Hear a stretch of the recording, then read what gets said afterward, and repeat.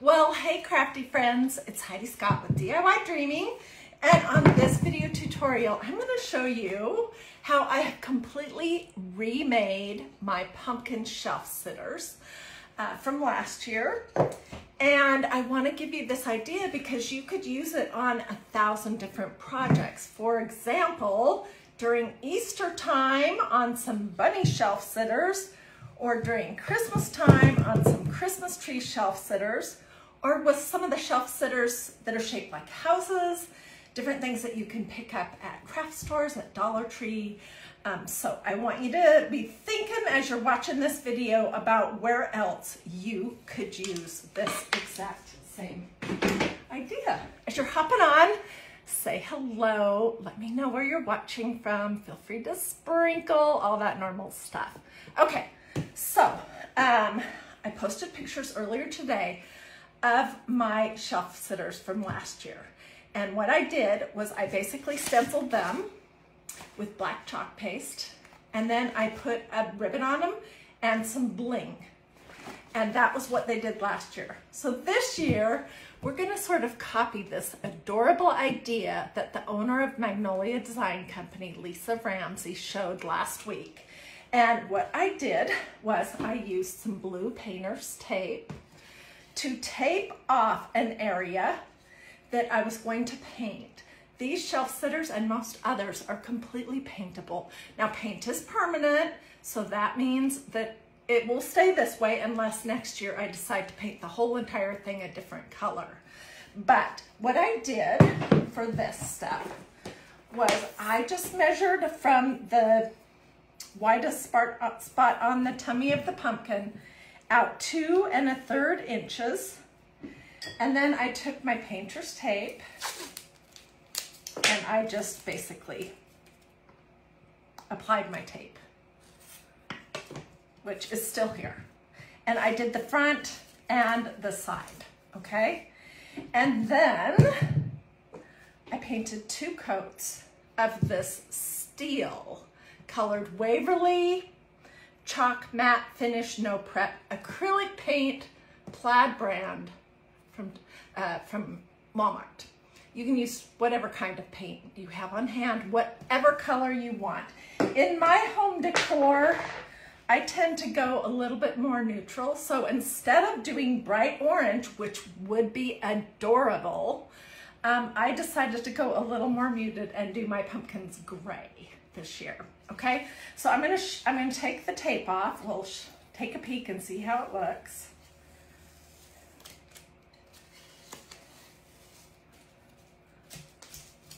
So far, so good. Okay, easy peasy. So to repeat, these are some surfaces that you can get from magnoliadiy.com. They're called pumpkin shelf sitters. During other seasons of the year, they have other shapes, and they come white. And I just painted 2 1/4 inches of one side, this gray color called steel, Waverly chalk no prep acrylic paint. Okay. And now I would take this pumpkin outside and give it 1 thorough coat front and back of clear matte sealer spray, and that's just going to help me get a little bit better stencil impression. I have not done that on this one yet, so I'm going to put it aside, and this one will finish after the fact. Okay, so what I did with this one, look how cute it is. I painted this 2 1/3 inches gray, front and back. I used my favorite stencil in the whole wide world, and lots of you guys have this. It's called Victorian pattern. I used that and some of this cool gray, is that what it's called? Cool gray chalk paste from magnoliadiy.com to stencil the design on it. And then I used the fall word stencil, which has a whole bunch of really great words. On its side, aimed up, to stencil the word gather, okay? And this is gonna look so cute when I get it together with the other pumpkins. Okay, so here's one idea. You could use a different all over pattern stencil on the other side and put a different word here. Or if there's something, a small stencil that you wanted, you could do that here, and then your pumpkins would be reversible. I am not going to spray this again because I will want to be able to remove the chalk paste at the end of the season. My paint will stay because paint is permanent. But I'll want to clean them up, clean the chalk paste off before I put them away so that next year when autumn is coming around, I'll be able to reimagine these into something different, okay? So let me show you how everything is done. I don't think I said any of my normal stuff. As you're hopping on, say hello, let me know where you're watching from. Feel free to sprinkle, feel free to ask questions. Let me know at the very end if you want links. If you don't have this amazing stencil yet that I seem to use for almost every project, you might want to consider grabbing it. Okay, this is one of the other pumpkins from the same set that I painted. Front and back, 2 coats, same paint. And I'm going to show you how we will finish it off so it coordinates with this other one. Okay, first thing I'm going to do is I'm going to do the Victorian pattern stencil. And ordinarily, I would fuzz it because it's a larger stencil and these are pretty sticky in the beginning, so don't forget to fuzz. But I've used it around 10 times and I think I'm good with the fuzzing factor. Okay, and I'm just gonna line it up so my edge is right where the gray, whoops, gray paint begins. Okay. I'll just pull it out and push it down. And we're going to use some of this cool gray chalk paste. Grab a spreader, a stir stick, and a squeegee. And I just got this new pot. It is so fun to have a new pot of chalk paste. I guess I've been in a gray mood because I used all of a whole nother pot of it in the last few months. And these do last a long time. Okay, so I just put some blobs on here and I'm just going to, this is super easy, push my chalk paste through the holes. My stencil, I'm going to put the excess back into my little pot because I don't need to waste any of this goodness. Okay, and this is what it looks like. Let's do the peel and reveal. It's perfect. It is completely perfect. Now this is going to go into this little tub of water I have over here, face down, until I can get into my kitchen and I can give it a good rinse and a spray with some cool water in my kitchen sink. And then I'll lay it with the sticky side up to dry. But look how great that looks already. Don't want to tip it over, but I want you to see. This set is going to be so cute. And this is so my style. And the thing I love about this whole project is that you can take it and make it your style, however you might describe that. Oops, well, I didn't mess it up, but I did put my finger in that chalk paste. Okay, and then next what we're going to do is we're going to use some of the fall words to put a word right here. And I just want to show you some examples of them. I have 2 sets. Okay, there's family, there's blessed, there is harvest, Thanksgiving, fall, spice, fall again, gobble, y'all, camping, leaves, pumpkins, autumn, and a few others. I'm going to use the word blessed on this one. Okay, and on this one, I just want to make note of how I have my words going so that they're not aimed the opposite direction. And I want to make sure that this is dry before I lay my stencil over the top of it. So let me just grab my little heat gun here real quick. We'll give it a quick little shot. This is my first real fall live video doing pumpkins. And I have deliberately been waiting to get started on that because I don't want you to be sick of pumpkins come August 1st when we still have 3 months to go before Halloween and the next season begins. So this is just one. I'll finish these off. I'll tuck them aside until I start changing into my fall decor. So.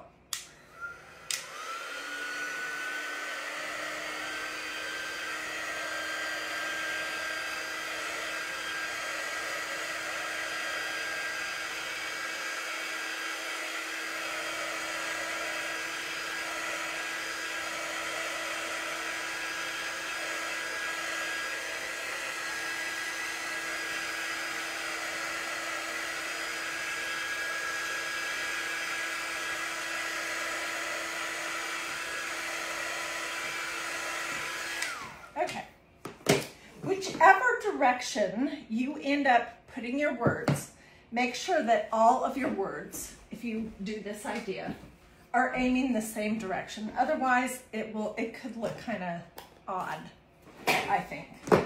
And there's all kinds of ways we can embellish it. I got out some pretty great ribbons.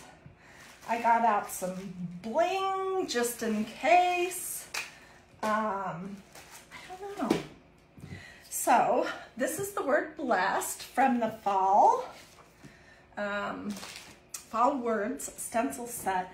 And I am going to fuzz it a couple times on my little tacky towel because I think I've only used it once or twice. And I don't want to pull up anything here. Okay. Alternatively, I could fuzz it on my little denim skirt. I could fuzz it on a low lint tea towel. There's a lot of things I could fuzz it on. So with this one, I put it very close to the edge of where the line is. And I don't know that it's perfectly centered, but I don't think that really matters. We're going to be using some white chalk paste. I use my blow dryer a lot too, but it is 10 times noisier than that heat gun. So now that I have this heat gun from Magnolia DIY.com, I use that instead. Okay, let me find a squeegee and another little stir stick. I'm getting down to the end of my pot of white chalk paste, and I'm just gonna put a blob on there. This is gonna take absolutely no time at all. So I love this idea of doing probably a third, or definitely not a half, because when you cut things in half, they can have a tendency to not look right. But this is like in the rule of thirds.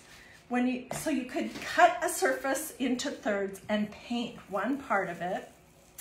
Perfect! And then do an all over pattern right next to it. What do you think? Do you like this combination of gray and white? If you don't, I just want you to know that you could do this whole idea with green and white, or turquoise and white, or orange and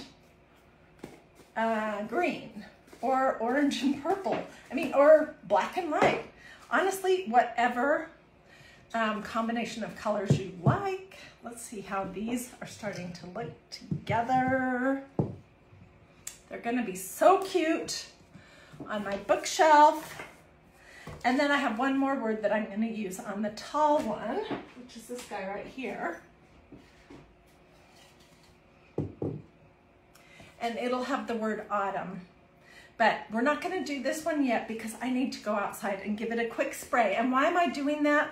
I'm really doing it for this part, for the paint part, so that when I put my stencil on, I can get a good crisp impression, because sometimes with paint that happens. But anyways, look at this and try to imagine how cute it will be when I have this one stenciled with the gray Victorian pattern stencil, and I have the word autumn right here. It's gonna be adorable. Okay, so let's talk about embellishments for a moment. And I'm gonna set this one aside because, whoops, I don't wanna mess it up. This one's good and dry. Okay, there's lots of different things that you could do. You could do a bunch of raffia around it. I was kind of thinking to just do some gray and white ribbon. Let me find some scissors.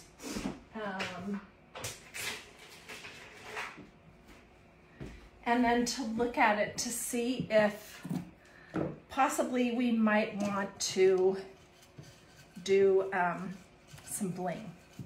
These little pumpkin stems are pretty short.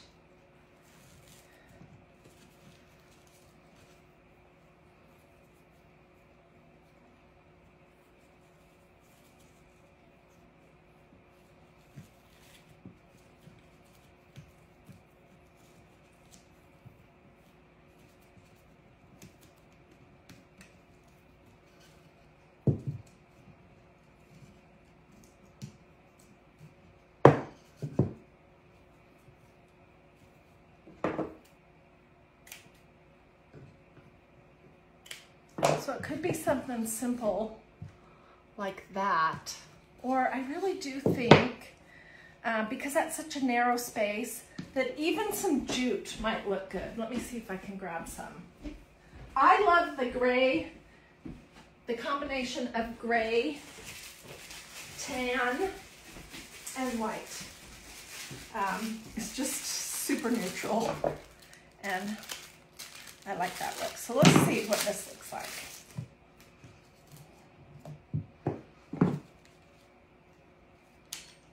This is how I'm keeping my ribbon now. If you didn't see my video where I showed you how to get your ribbon organized and on these little cardboard thingy-mabobs and how much less room it takes up, it is here in my videos feed. Okay, so let's just pull some of this out.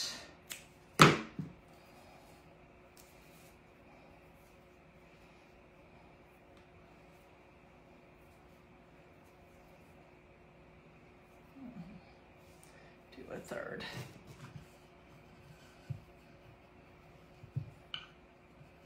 This actually, I think, is going to look better.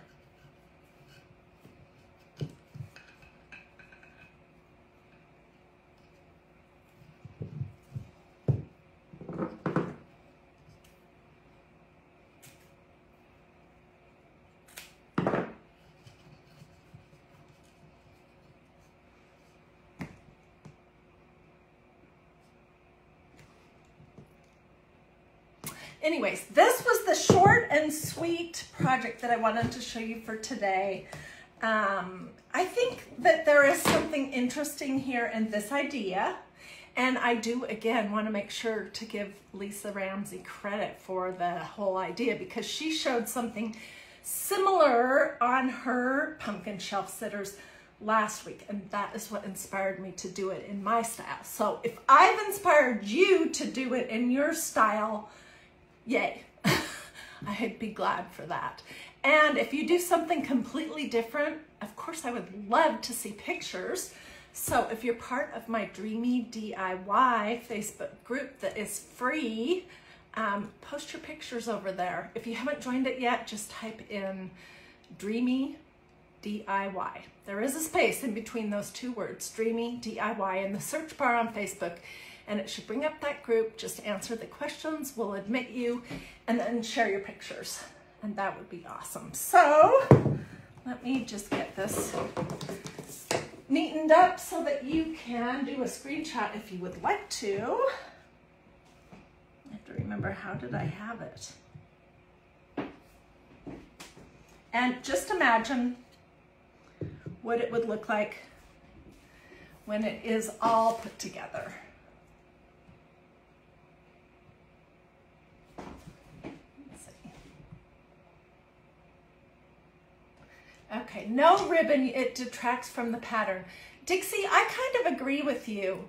I'm gonna do my usual thing where I'll finish this up, I'll get pictures, I'll think on it overnight, and then I'll make a decision about what to do to finish it off. But, okay, so magnoliadiy.com is my website. If you want a link to this awesome stencil, or to the fall words, or to the chalk paste, just let me know.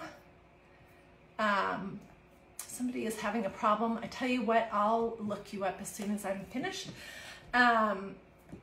If you want links to order any of those things, or even just to look, just say link or supplies or stencil or chalk paste or something, and I will get that to you. I'll get you a direct link so you don't have to go and hunt it down. And I'll get pictures, put them here in the comments, as well as just on my page, DIY Dreaming. Thanks so much for joining me. Do a this or a this, or say something to me in the comments. Where did I get the pumpkins? These came from magnoliadiy.com, and I will get you a direct link to those so you don't have to hunt them down. And I'll get you a link too. Oh my goodness, thank you to everyone who did stars. I just now saw that. If you like this project, please consider sprinkling this to your social media and all that regular good stuff. Have a blessed and wonderful rest of your day, and I will see you guys tomorrow. I have about, oh wait, I did want to show you something. I do have about 10 things in the works that are not quite ready. Yesterday, I made this adorable tea towel, and you know what? I bumped it, dang it, with my finger, and I got a big smudge right there. So I just wanted to show you that most of the time when you have a boo-boo, it's fixable. I just took another stencil that had a small little bee and covered it up right there. And I think it almost looks like that bee was intended to be there from the very beginning, and it wasn't just me trying to fix a boo-boo. So, alrighty, what can you use if you don't have a squeegee? You could use a gift card, but don't press too hard. The squeegees are like $2 or $2.80 or something. So next time you go on, be sure to grab a squeegee. But if you don't have one right now, you could use a gift card or a credit card or something like that, and then just don't push down super hard on it. All right, you guys have a great day. I'll see you later. Bye.